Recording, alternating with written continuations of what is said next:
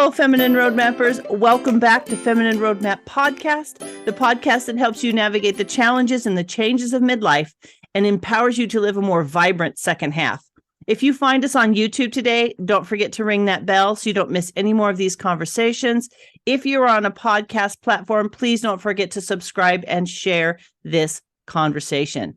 Today, we're going to be talking about the fact that you are meant to be vital, vibrant, healthy, able and interested in intimacy until about 100.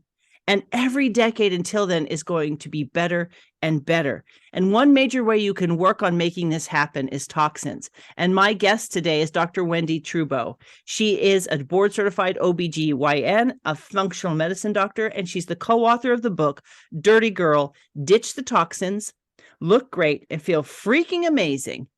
So today, Dr. Wendie, I want to thank you for being on my show today. Gina, my pleasure. Thanks for having me on. Awesome. Well, Wendie, we chatted a bit beforehand, but I would love to have you introduce yourself to my audience and what it is that led you to this mission and message, because I was invited to a toxin and autoimmunity summit that you co-hosted, and it was full of amazing and a wealth of information about health and autoimmunity and toxins. And I'm really wondering what led you to create something like that and focus on these conversations. Thanks, Gina. I loved our summit. I thought we had the best speakers and the best message, etc. So, okay, truly my mess became my message. I did not enter perimenopause unscathed, and I'm happy to talk about any of that.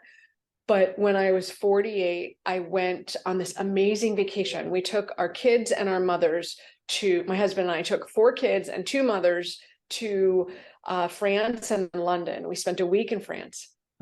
And it was an amazing vacation. And I came home, and the month after I came home, I gained 9 pounds. The hair on my head started falling out like in droves, Gina, just like handfuls and clumps. And I'm like, whoa, what's happening? And I had this rash on my face that wouldn't quit.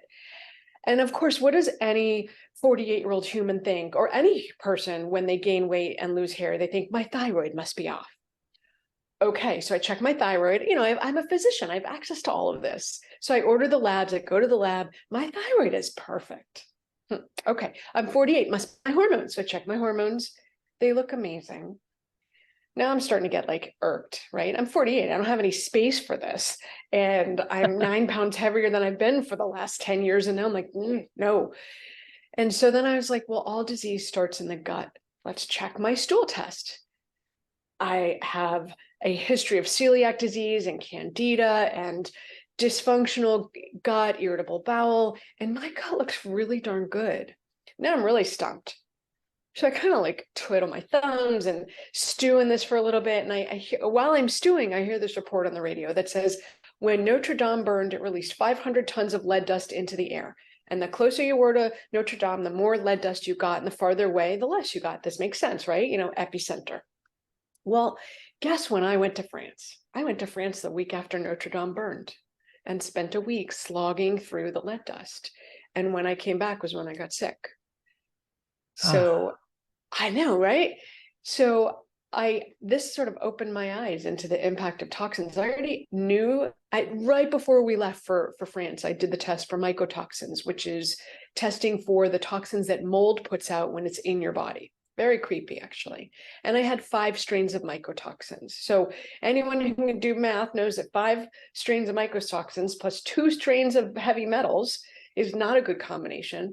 But I feel like an infomercial. There's more.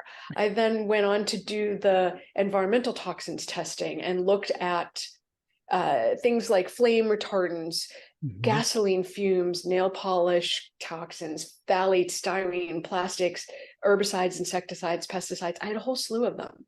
So now I have this, what I'll call a data dump. I'm drowning in data, and I'm like, whoa. And I looked at my husband. I have all this paper in front of me with all these positive results. And I said to him, I am such a dirty girl. And we are writing that book because I have been the poster child, the champion for functional medicine, lifestyle, healthy eating, healthy living, sleep, move your body for years. I've been in the scene since I was 35, and it became, I learned about it. So I've been in this for many, many years, and I have this issue. What do other people who may not even be aware of it have? And that was the why, right? We got to get the word out because it is implicated in autoimmune disease, chronic disease, degenerative disease, think multiple sclerosis, think Parkinson's disease, dementia, cancer, metabolic, cardiometabolic disease. So high blood pressure, cardiovascular disease, pre-diabetes, type 2 diabetes, polycystic ovarian syndrome, all of those track back to toxins. And it's killing us. And we don't think anything of it. We're like, well, you're supposed to get sick as you get older. That's how just it is, right? No, it's not supposed to be that way. That's incredible. I was actually there a month after, so interesting to think about. But there's something to that idea that we make assumptions. Before we hit record, I said we've been taught things that I don't think are right. They're not healthy. And one of those is that, you hit a certain age and there you go. It's all downhill from here, right? And for years it's been 50. That was kind of like, you're old, and it drives me nuts. I have a pet peeve about that. We are not old at 50, people. We are just not old. If you live from 18 to 48, that's 30 years. If you go 48 to 78, that's another 30 years. And people are living into their 80s. So we essentially have another, Lord willing, adult life to live. And so I'm interested. We're just getting started. Yes. We're just getting started. So let's talk about where our bodies are at and how do we figure out that we are toxic? What do we do? And, give us some ideas about what that looks like. Sure. So I would start with, if you live on this earth, you have a toxins exposure, a meaningful toxins exposure, because think about it. What's all the rage? Vegan leather. What's vegan leather made of? Has anyone ever really thought about that? It's plastic. So no cows were harmed in the forming of your furniture and your car upholstery and all the couch you sit on, blah, blah, blah, except you're harmed because you're sitting on very toxic plastic that off gases for years. Just right there. So all of the ways in which we've had technological advances, they're fantastic. They make our lives better. And there are a lot of ways in which it's not good for us. So things that make food more shelf stable, preservatives, things that make foods grow faster in the field are not in your favor in your body. So the herbicides, the pesticides, the insecticides, those on your food get into your body, get into the soil, harm the bees, harm your microbiome. And there's a cumulative effect, because if you think about it, it's not only that you're getting exposed to herbicides, pesticides, insecticides, you're getting the plastic exposure, you're getting off-gassing from someone's perfume, you're getting beauty products that you use that have harmful chemicals in them, phthalates, plastics, endocrine disruptors, obesogens, things that make you gain weight. So all of these things are happening kind of under the surface, right? Still waters run deep. We don't even think about it. Buy a new bed. You don't think about that you're getting a flame retardant exposure. Who would even think about that? You don't think about when you have a new car, you have 300 chemicals that new car smell is chemicals. You don't think about that nice new house smell when you clean your house. It's chemicals.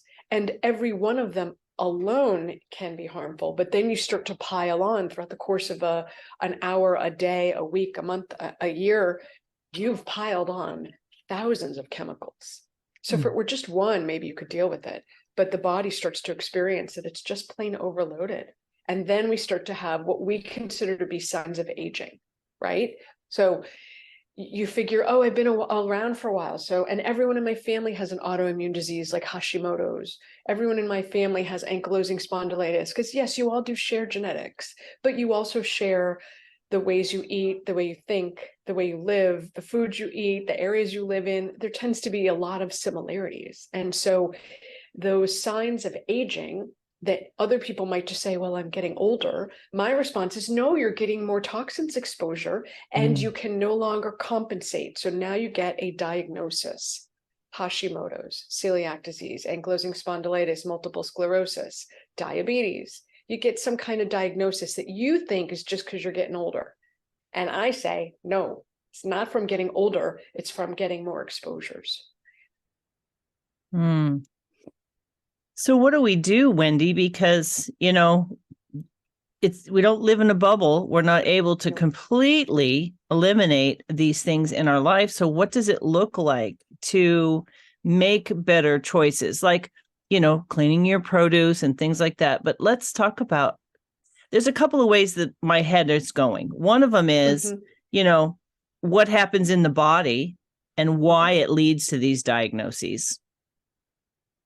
And I'm wondering if it's one of those things where it's like, when things that are foreign to our bodies go in, the body doesn't have anywhere to put it. Like, in other words, it can't digest it, right?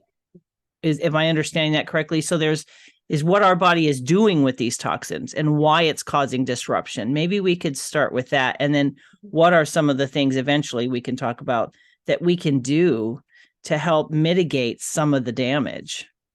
Right. Okay. So I think it helps to think about really briefly, how are you getting exposed to these toxins? So you have a framework for thinking about that, and then think about, okay, what's it doing once it gets in there? And then what on earth are we going to do about it? Because you do have agency and you do have control. So at a 10,000 foot view, when you look at the toxic exposures that we have, and we have thousands in any given day, you want to start to pull off, okay, I can get toxins in my body because I've put them in my mouth. So that's eating food that's not organic, eating food with artificial colors, artificial flavors, preservatives, eating food that's been highly processed, that makes it more inflammatory, eating sugar in all forms is the devil. There's no way around it. Super bad for us. Drinking alcohol, also pretty close to the devil. And then drinking water from things that are essentially single-use water bottles, because they put endocrine disruptors into your water when you drink it. So those are the 8 things around food, or what you're putting in your mouth. And then there's the things you're putting on your body. So most women, by the time they sit down for their day, be it at home or at an office, you put 250 chemicals or so on your body. Newborns are born with 150 chemicals in their umbilical cord, sometimes more. And those chemicals aren't benign. Those are harmful.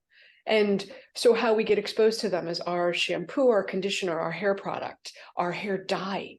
Hair dye is toxic. Our makeup, our moisturizer, our clothing, the things that are directly touching our bodies have endocrine disrupting chemicals, phthalates, plastic. It often has styrene. It can have heavy metals contaminated in it. There's a million ways that it can be harmful for us. If we dry clean our clothes, it can have formaldehyde. That's what they preserve you with when you die. You don't want that ahead of time. It's not helping you. Okay. And then there's this other category. That's the big category of what's around you, your air quality, the quality of your water. Are you living near a golf course, a industrial plant, a highway, or a farm? Because if you are, those places put out chemicals, either because they're spraying, or the off-gassing from the cars, or the plastics as it hits the road, or the industrial capabilities that are think about when you make high fructose corn syrup, you concentrate the glyphosate that's on the corn, but you have to use mercury to get it from corn to corn syrup. So now with your corn syrup, you're getting a dose of glyphosate and mercury. We don't even know these things, right? Like, who would eat corn syrup if they knew? But anytime that's an ingredient, you're getting an exposure to mercury and glyphosate. So this is where your furniture comes in, your flame retardant in your bed comes in, the paint you use to paint your wall. Did you do a DIY project and cut into walls that had paint from before 1978, so you got a lead exposure? Do you live in a house that has lead pipes? Because 10 million homes still have lead pipes in the United States. Crazy to think about. So there's a whole bunch of ways. It's essentially everything that's not what you're putting in your body and what you're putting directly on your body. It's all the other stuff. Okay. So that's that. Let me pause there, Gina. Are you like, comment, question? Did I miss something? I did call sugar and alcohol the devil because they directly mess with your body. Well, so alcohol turns to sugar, so technically they're in the same bed. But the one thing I did want to say is, in reading labels and making choices for our family, Corn syrup solids and corn syrup are in so many things. And you have to, and it's always toward the top of the list. Mm-hmm. And I do have a question, which you may be getting to, but the question is around soybean oil and that sort of thing, because I know soy can be a real disruptor hormonally as well. So soy actually mimics part of the estrogen receptor very weakly. It's a very weak binder. So when you think about estrogen binding to the receptors and soy binding to the receptors, estrogen's going to bind better, all hands down, all the time.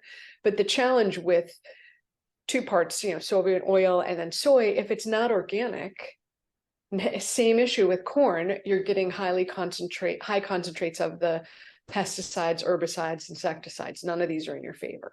So that's and I think it's really, not to sound like too much of a tree hugger, but the things that we do to the earth ultimately will impact us. Right. So if we're messing up the soil, then our food quality isn't going to be as good. And the things that allow industry to make food do not necessarily make the food fit for consumption and good for us. It simply gets it on the shelves, right? So when they bred the wheat back in the 1950s to grow faster, be drought resistant, not fall over, they increased the wheat the gluten content in it. So it's more allergenic than it used to be. Later on, that we now have all these herbicides and pesticides messing up our gut lining, and gluten is much more impactful than it used to be. But to go back to your comment, Gina, about when you read the label, my response is try not to eat things where you have to read the label. If it comes with the label, that's intrinsically a challenge to your body, right there. So the outside of the store, kind of, they all say the best place to shop is the perimeter. Yeah. And so that's the biggest challenge. And yes, I have 4 children and I buy them processed stuff for snacks. And I'm like, you guys need to level up. But there's a line between being the weird one and being the outcast. Right. So I try to buy them things that are just a level up. This is where it's important. This is the takeaway. Perfection only exists in the edited Hollywood screen that you look at and everything is perfect. But that's not our life. Our life is making choices and navigating. How do you make a better choice? You're not going to be perfect. How do you make a choice that you can say, okay, look, it's a processed carb, but it has 5 ingredients or less. It's organic. And they're not eating a whole package of it at a time, right? They're eating a smaller amount. But I would still go back to, if you have to look at the label, that's a problem. Try to get food that doesn't have a label. Eat real food. Some of the milks and things. Can we talk a little bit about alternative milks? Sure. We really struggle with this in our family. Like, our kids were all sensitive to cow's dairy. So we stopped having cow's dairy in the house. And then we did goats, but the goat's milk. But they were sensitive. A couple of them were sensitive to that. So then we switched over to, I'm very sensitive to almond milk, to nuts. And so we didn't want to give them a ton of nuts because when they ate them, they got rashes. So we're like, I don't really want to give them the milks. So we wound up between rice, hemp, and soy. But they're still crap food. Honestly, Gina, it's crap food. I'm like, it kills me. My husband and I are like, what do we do instead of this? But the ones who don't drink goat milk, we're sort of stuck. Like, they sometimes need something. So yeah, it's a challenge. If you can make your own, my hat's off to you, because I don't have the bandwidth. but that would be the best option. I do have a friend who made her own almond milk, because the binders, the emulsifiers, the packaging it comes in, those are where you're getting exposed. And then the layer of, if it's not organic, you're getting a concentrated dose of the pesticides. It's not in your favor. But again, if it's like that, or eat sugar all day, if it's a trade-off, always just pick the better option. Level up a little bit. It's like a good, better, best. We're just always looking to take that step toward the better option without feeling, because this is just a more of a metaphysical question, but the way that we think affects our health. Our mindset 100%. Affects our gut. So if we're feeling guilt and struggle every time we eat because we're so burdened by the fear or the, we're also causing damage. Where do we land so that we have some semblance of peace around the things we can control and the things we can't control? Well, I think you bring up a really good point, because we all have something like 65,000 thoughts in a day, and most of them are not like, you're so awesome. They're like, you're such an idiot. How could you do that? Right? We're not kind. We say the nastiest things to ourselves. So my vote is always, don't sweat the stuff you can't change. If you cannot, like I cannot, my husband every week will be like, we got to get the kids off this soy milk that they're on. I'm like, yeah, you're right. Are you going to come up with the solution? Because I don't have the bandwidth for that right now. So my thought is, if I don't have the bandwidth for it, I am not going to make myself wrong over it. I'm doing the best I can with the budget, time, energy, focus that I have. And when I have more time, energy, budget, whatever, I'll focus on it. But right now, that's the best I can do. So you definitely pick your battles, and then do not make yourself wrong over the choices you're making. You made that choice because it's what worked for you. So stick to it. Stand by your choice. Stand by your man, right? Stand by your choice. Don't go down the like, oh, I have a lot of patients who will say to me, oh, should I do something different? Well, I don't know. Do you have the budget, time, energy, brain space? If the answer is no, then don't do anything else. Do what you can do, and don't worry about it until you can. Yeah. Swing it one ball at a time. Yeah, totally. Swing and hit, right? Don't swing and miss. Don't whiff it. It's really challenging to make good choices on every single point. And I feel like it's led to, and this might just be a comment, doesn't have to go anywhere in the conversation, but there's a lot of attacking people on the way they're choosing to eat. There's a lot of things going on around, somebody says, eat keto. Somebody says, you need to be a vegetarian. Somebody, it's like all these ways of eating. And it's almost become like a gladiator ring out there with people attacking other people in the way they're eating. And I feel like we just need to figure out what's good for us and not be so judgmental of what other people are choosing to do. Because some bodies do process some things better than others. Am I right? Yeah. So in our family, we have a rule: look at your own plate. Like, you cannot at the dinner table be like, so-and-so is eating blah, blah, blah. I don't really care. Look at your own plate. You only get to comment on what's on your own plate. You do not get to say, why aren't you eating that? Why are you eating that? There's none of that noise. Look at your own plate. A. B, no food wars.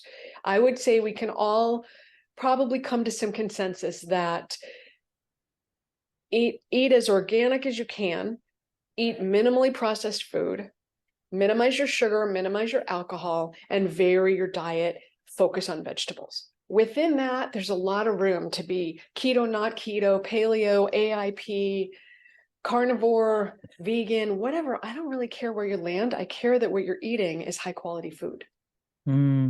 Yes. You could be a vegetarian and have the worst eating plan. And you could be a carnivore and have the worst eating plan, right? Like, there's a lot of room for bastardizing the way we eat. So basically, try to eat food that doesn't have a label and eat real food, whether that's flesh or not flesh. I'm not getting into that. But if you're going to eat flesh, eat grass-fed, eat clean. Try not to eat farmed fish unless it's certified and they are clear that the animals are being brought up in conditions that you would be proud to show your mom. Those are good guidelines. I just find it interesting because I do, of course, speak to people on all of the spectrum in terms of food. I had a guy on and he's a big fan of no sugar, no grains, especially to help fix metabolic issues. And it works for a lot of people. And I don't know if you know who Jordan Peterson is, but he and his daughter have had a lot of serious health issues. And she found the carnivore diet and it fixed her body.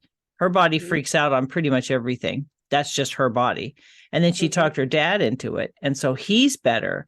But, it's like he was to the brink of death. And it's like, but that's not for everybody. And that's what they tell people, right? They say, this is what works for me. And I think to what you're talking about, the choices that we make, instead of making a platform to blast other people, for their choices. Looking at your own plate is really a good, solid, profound piece of advice. You know, you can share with someone who asks, but I think there's a point where we all need to honor each other's choices and allow for, you know, like for me, I have a daughter who she actually processes grains better than the other one. I don't know why.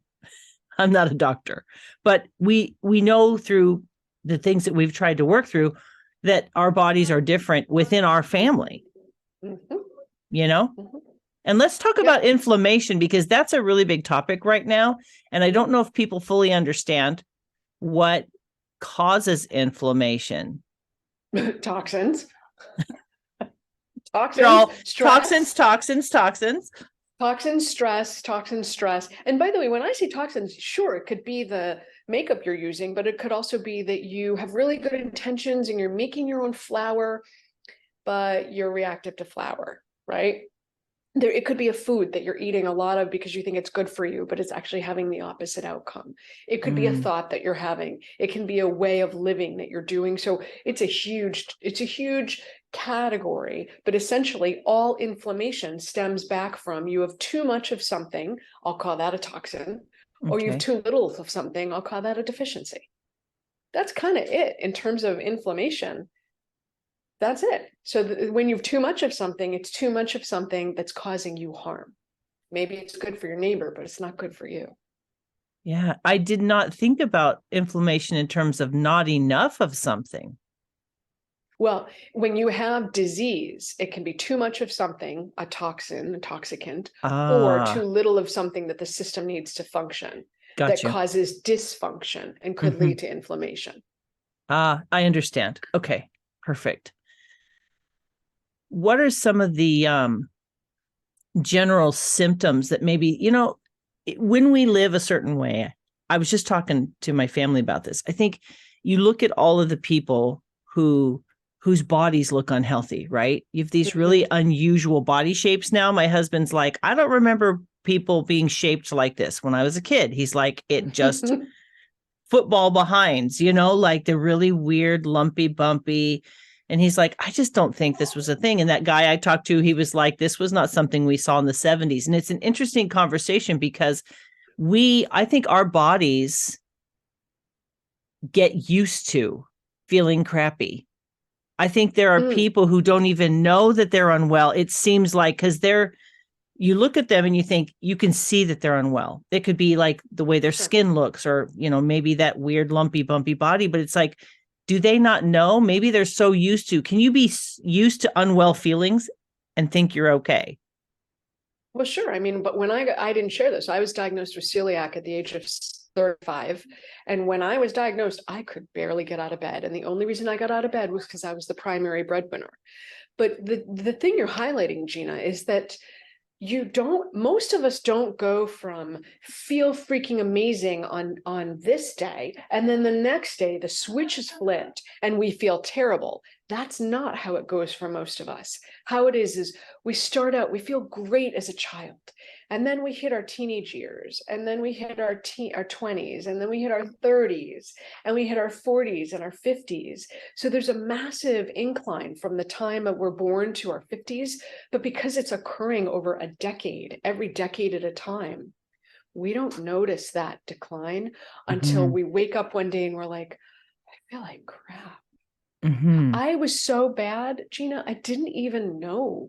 I literally just thought everyone else had more stamina, better hair genes, a better cork on their butt so they didn't have gas and bloating. I literally just thought it was me, and that other people were better test takers, and that my brain fog was just, I literally had no idea. So so this comes back to, what's your belief system? If you believe that you're meant to decline with age, then you are going to get exactly what you expect, right? Because you got no other reason to think. You got no reason to challenge the status quo. And I'm saying, I call BS. You are not meant to fail with age. You're meant to get better with age. Sure, you're going to get less resilient. You won't be able to deal with as many stressors as you could. But I say you're meant to get healthier every decade. which is a total flip of the paradigm. And if you have that belief, then anytime you get something, you'll be like, what's the source of this? Let's get rid of this bad boy. This does not belong here, right? But it depends on your paradigm, and your paradigm will support whatever belief system you have. Because there are people who are unwell and they don't even realize it. There is a conversation. I'm going to step on a little controversial box here. There's a conversation around weight and being able to be 150 pounds overweight and be healthy. I personally don't understand how that works. No. What you can have is 150 pounds of extra weight and feel body positive, but you're not intrinsically healthy. That puts a major stress on the system and is not in your body's favor long term. But you can have body positivity and not make yourself wrong for where you are and love all of you. Absolutely. But no, you cannot be intrinsically healthy when you are massively overweight or obese, because it creates its own domino effect of health challenges. So I would say, no, you can't be. Yes. But you can honor and respect that that's where you are right now, and you're not going to be there always. And they love yourself for where you are.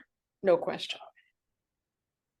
Does it take a while to untangle that? If your body's been overweight for a long time, and a lot of women definitely gain that weight during menopause, our bodies, stress and all these things. My body has totally changed during menopause, and we've been making all of these better decisions. So I'm still untangling why things are.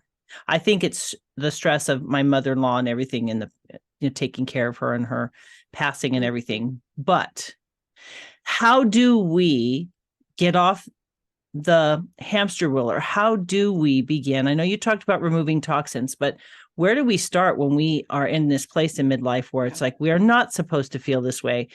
How do we navigate it? What tips do you have for us as women? Because it's really unique. I love this. Yeah.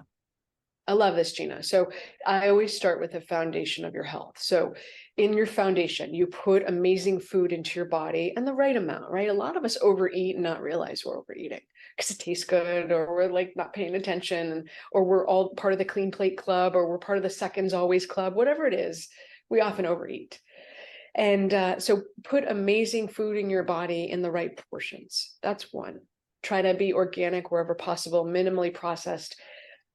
It's so funny. I was talking to JJ Virgin, who's just this amazing person. And she said, she was coaching me. She's like, take a stand. So I was like, I don't know, man. But really, if I were to take a stand, I would say, look, alcohol is not in your favor. It's a flat out toxin. It shuts down your detox. It messes up your hormones. It causes leaky gut. Don't drink alcohol. It's making you sick. Don't drink alcohol. Okay. And minimize sugar. So start with the foundations of your life. Manage what you put into your body and make sure it's the best possible. A. B. Move your body, get sweaty. Not sweating is not a badge of honor. You know, these women who are like, oh, I never sweat. I'm like, oh, you're full of toxins. We need to get you sweating. It's not a badge of honor. So get sweaty, dry brush, go in a hot sauna, go in a hot bath, get yourself sweaty, because that ramps up your detox mechanisms. Move your body. It conditions your heart. Build your muscle. You need strong muscles in order to age healthfully. Keep your body strong. Get enough sleep. We also consider it a badge of honor to undersleep. Like, oh, I only need 4 hours of sleep. No, you need like 8 to 9. And, not sleeping enough is going to make you sick. People who didn't sleep were more likely to have cardiovascular risk events, diabetes, obesity. Not sleeping is bad for you. So most of us need a lot more sleep than we're getting every night. And we need more time in bed, and we need better quality sleep. So that kind of leads to get off the benzodiazepine, get off the sleeping things unless they're natural. So marijuana does not impact your sleep cycles. Melatonin does not impact your sleep cycles. Magnesium does not impact your sleep cycles, but the benzodiazepines impact your sleep cycles. So get onto things that will help you sleep and not raise your risk of dementia and Alzheimer's and to mess up your sleep. So get onto proper sleep, and then manage your thoughts. You cannot have toxic thoughts that you let run unrestricted and be healthy. So manage your brain, train your brain. Instead of saying you're such a screw up, oh, you're such an idiot, say things like, oh, I really tried hard on that. Kind of bummed it didn't work. What can I learn from that? What didn't work that I can fix next time? Start to have a growth mindset in your brain. You have to train. Look, if you're over 50, you've been practicing this ticker tape for the last 50 plus years. So you're going to have to retrain your brain to think differently and speak differently. But watch your language, because it's extremely powerful, and it can tank you as fast as it can support you. So watch your language. So those are the platform behaviors. And then the next level is start leveling up on all the things you eat, touch, put in your environment, breathe, sit on, whatever. As you're running out of something, make it better. As you run out of under eye cover up or mascara or shampoo, get a higher quality. Go to Environmental Working Group, go to Think Dirty app, get a higher quality, because the less you put on your body now, the healthier you'll be down the road. Because remember, it's cumulative, it adds up, and it's not in your favor. So the less you put on you, the less you got to get rid of. We haven't even talked about toxins, Gina, by the way. I'm sorry, hormones. All right, go. I love this Hit it. conversation. Hit it.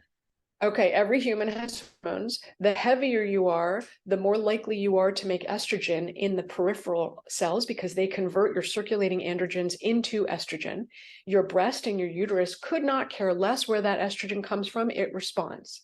So when you're overweight, you're making more estrogen, you're raising your circulating estrogen levels, and then you need to get rid of them. All of us do. The liver is responsible for taking your hormone from one form, which is fat soluble, into its final excretable form that's water soluble and inert. But to get from A to C, you go through two processes. Phase 1 in your liver takes your hormone and makes it counterintuitively more toxic, makes it a free radical. So your estrogen, progesterone, testosterone turn into this highly inflammatory free radical that you're like, whoa, what? This is not good. All of us are very fast at phase 1, especially women.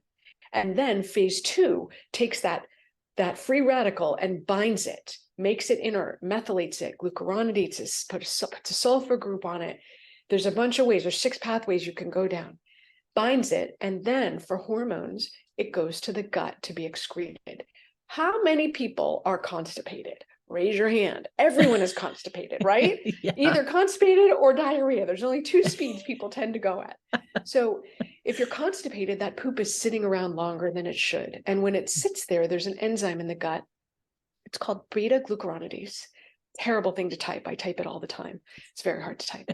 And what its job is, I don't know why it's like this, but its job is to separate your bound inert water-soluble hormone from its binder. But guess what? When it's unbound, not only is it a free radical again, it's no longer water-soluble. It goes back in your bloodstream as a free radical.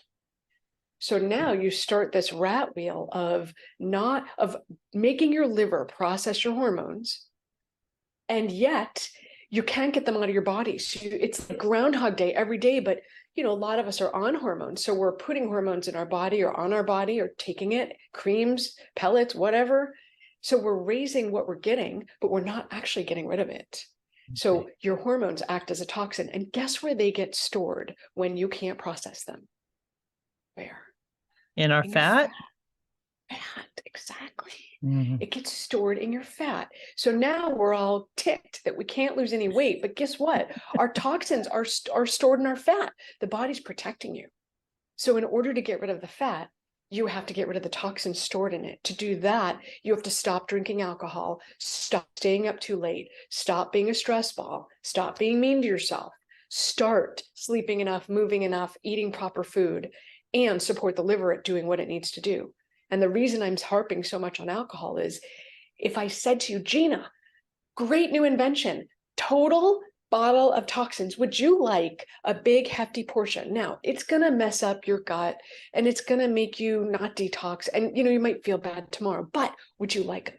Would you like it? You'd be like, this chick's crazy. But that's what happens when you drink alcohol.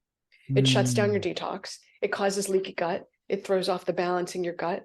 You no longer get rid of all these other thousands of piled on toxins that you're getting every day. You don't process your hormones because hormones aren't as high on the danger scale as alcohol is. Alcohol is a direct, clear, and present danger. You will deal with that any day over dealing with your hormones. And here now we have built up toxic level of hormones. And by the way, when your fat stores toxins, it's inflammatory. So here we are, we have angry fat. It's not only fat, but it's angry fat. It's not good. Okay. And that leads to you start to circle the drain, right? More inflammation, you get frustrated, then you give up, you eat more, you gain weight, and you start to just circle the drain. Catch 22, can't quite get ahead of it. So that's my spiel on hormones and alcohol. Wow. I know, mind blown, right? Like Yeah. you really want to take care of your liver, and to take care of your liver, it needs minerals, nutrients, and it needs not to get abused. Don't abuse your liver. Do you think that liver detoxes are helpful, or do you feel like there's a context where it could be? Where are you at on that? Because recently that conversation came up somewhere and I was wondering about it. Yeah, so I'm a huge fan of a reset, right? Like, whoa, I am way off of what works for me. I need a reset. Let's do a 3-day cleanse to kind of reset the system. Huge fan of that, but it's not going to be effective or even really impactful if you spend 1 to 3 days fasting, cleansing, but then you spend 363 to 364 days, the rest of the year, abusing your body. Right. So in the context of, it's fantastic to serve to get you back on track, but you really can't go off on a year-long bender and eat what you want and drink what you want and abuse yourself and then be like 3 days is going to fix it. No, 3 days might get you back on track, might remind you of who you're meant to be and how you want to feel. But at the end of the cleanse, you don't go back to your old ways. You use that as an opportunity to level up in the way you treat yourself. So I think it has a place. I just think you have to think of it like a seesaw, and 3 days of cleansing is not going to balance out 362 days of dysfunction. It's not enough balance. Right. Which is totally logical if you think about it. It's like cleansing for 3 days and then going and having a full day of fast food on day 4, because you deserve it, right? It's like how we look at food, our relationship with food and comfort around food is one of the, I think, probably the bigger opportunities for us, right? We have an emotional relationship with food. Yeah, I mean, we grew up getting rewarded, and I'm like, oh crap, don't reward yourself with food. Reward yourself with a massage. Reward yourself with an experience. It's time to disconnect food from reward. Food is to live and thrive. Food is not for rewards. It might be a special treat, right? Like when I had a kid who hit a milestone, I took him out for ice cream. We want to sort of, because it was so outside of our normal behavior. I don't take my kids for ice cream. Ice cream is not part of what we eat normally, right? Like it's a special occasion. So when he hit that milestone of that age, I was like, let's mark this. But again, it's not an everyday thing, and it's not a reward. I'm not rewarding him for living until 13, right? I'm like, oh, cool, you didn't die in an accident. Cool, let's reward you. No, it's, let's mark this moment with something that's outside of our normal. But you really want to look at rewards as non-food based, so that you don't keep creating I'm not into the language of I have a cheat day. No, you have days where you expand what you eat, and then you have days you narrow what you eat. It's not about cheating. There's no confession. I am not the confession. People like, Doc, I cheated. I'm like, no, you didn't. You just did something that didn't work for you, right? Like start to use language that makes a difference and allows you room to be a bigger human, as opposed to like a cheater, a failure. Right. It's not empowering. So use language that empowers you, and work on attaching food to its right place, right? Food got put in the wrong place. It's not a reward. You need food to thrive. You need food to thrive. So if you reward, like, why don't you reward with a huge, like, arugula salad, which is going to improve your liver's function, that's a reward. Not something that's going to make you feel crappy for a week. That's not a reward. That's totally not a reward. That's like a punishment. So that would be my 2 cents on that. That's awesome. Well, this time has flown and I have 100 more questions, but I realize you have a business to run and things to do. So why don't you give us 3 really kind of key anchor points that you want us to take that are super important and a good starting point? Okay. 3 action items. Read the book, right? The book's a roadmap. So that's not the action item, but this will give you the roadmap for it. So 1, put things in your body that lead it to thrive. Really just treat your body like it's a high performance car and give it what it needs to function optimally. 2, do the foundations. That is eat well, sleep, poop, move your body, manage your thoughts. Do the foundations. And then 3, think of this like a game where you constantly level up. And as soon as you run out of something, level up and make it better. And through the course of the year, you will level up on hundreds of items. And at the end of the year, you can look back and go, wow, look at all that stuff I did and how much healthier I am now for removing all of these toxins and inflammatory agents from my body, lifestyle. Those are the 3 things I would recommend. Wonderful. And how can people find you, Wendie? Sure. The book's on Amazon. It's Dirty Girl, Ditch the Toxins, Look Great and Feel Freaking Amazing. My name is Wendie Trubow. So you probably don't want to just look for Dirty Girl. You want to look for Dirty Girl Detox Book or Dirty Girl Trubow, like something that would cue Amazon that you're not down a different pathway rabbit hole, A. And then there's 2 ways people can really interact. One is if you're in we have a brick and mortar practice in Massachusetts. And so if you are looking for medical care, we take insurance. We have a membership practice. It's a functional medicine practice. That's 5journeys.com. And then if you don't happen to be in Massachusetts, I know you're at the opposite corner of the country, then we have our national brand called Dirty Girl Detox. And actually we have a gift for everyone. If you go to dirtygirldetox.com/gift, we have a toxin-free living guide. So you can start to level up throughout your life. And like we did all the research, so you don't have to. So that's that. And that has supplements and programs and community. So you're not going it alone. And it has some limited testing. And it's really for people who can't get to Massachusetts, because how many people are going to Massachusetts, right? It's wintry half the year. So it's really for people at a nationwide level to participate. Wonderful. Well, Wendie, I want to thank you so much for taking the time in your life to learn what you've learned, to amass that knowledge into your practice, into people's lives, into this book, into the summit that you created. I so appreciate people like yourself who are, I would call you warriors for our health, to keep sounding the alarm on those things that are setting us off. And we don't even know. I'm so grateful that there's resources like you out there that we can share, so people can get, like you said, more vibrant, more vital, and enjoy life better. I'm just so grateful for what you do and what you put out into the world. Thank you so much. Gina, thank you for having me on, and thanks for being in the game with me. I mean, we're in it together, right? Yes, I'm very grateful that this platform is a place that I can draw people to share and to, what do you call it? Enlarge the conversation. I'm super happy about that. So thank you again. Thank you. So today, friends, we have had a conversation where we have scratched the surface. We have gotten some really good anchor points from Dr. Wendie, but we also need to be thinking about how do we do better each day? Do better, be better by degrees. And if you want to reach out to her and her resources and you're on YouTube, just look down below. All the links are there. The link to the gift is there as well. If you happen to be driving, though, you can go to www.feminineroadmap.com/episode 340, and the same links will be there. Today, we have introduced you to possibly tapping into a life that you only think that other people can have. Maybe you've not felt good for a long time. Maybe you've struggled with feeling overweight, sluggish, tired, all of these things. Wendie is letting you know that that does not have to be your norm.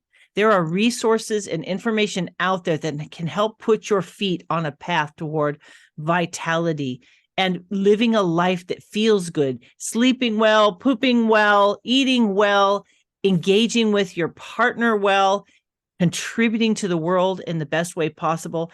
Health is our birthright, but we have to make choices that enhance that potential in our lives. And these resources, I'm telling you right now, this summit that she had, if you tap into Wendie and her community, you are going to be overwhelmed with the amount of amazing people and conversation and resources that you could ever need. So I really encourage you to take this conversation, share it with all of your friends. Do not be selfish on this one. Tell everyone who will listen how they can straighten out their lives and their health and live better together. Thank you so much for joining us today, my friends. We look forward to sharing more inspirational people, conversations, and information in the weeks to come. Take care, my friends. Bye-bye.